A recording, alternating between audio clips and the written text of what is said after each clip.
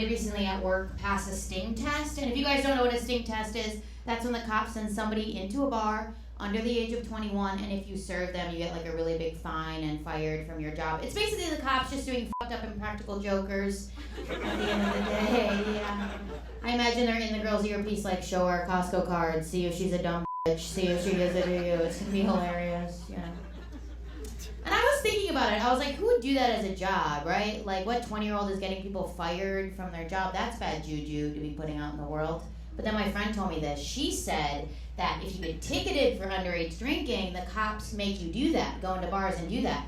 And that made no sense to me at all, you know? Because it's like, oh, you get ticketed for underage drinking, and then the cops just show you all the bars in the city that are chill like that? I was like, that's crazy. That's psychotic.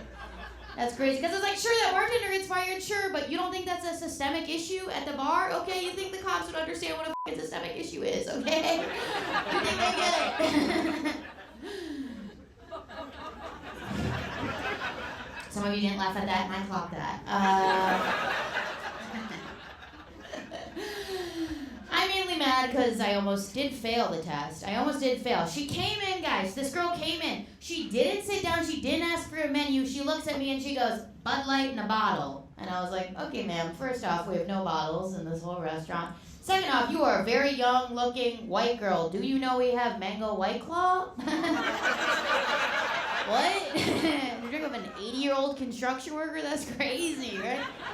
I was like, show me your ID right now. Right now. And she showed it to me, and it said January 2005. And I read it wrong. My brain went, oh my God, she just turned 21. That's so cute. And I went to go get her the beer, you know?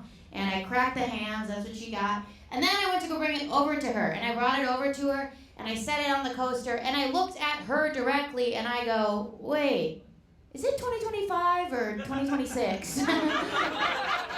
And she starts stammering. She's like, the cops did not prepare me for a dumb motherfucker. I don't know what to do right now.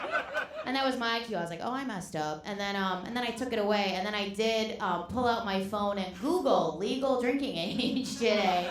But I think I should get some points because I did not chat GPT it. So, a couple points for me. And then I dump it out. And then I go up to her and I go, yeah, you can't have that beer. But then I go, but do you want a water instead? Because I didn't know she was a narc at that point still. I just thought we were like two dumb in this game of life together, you know?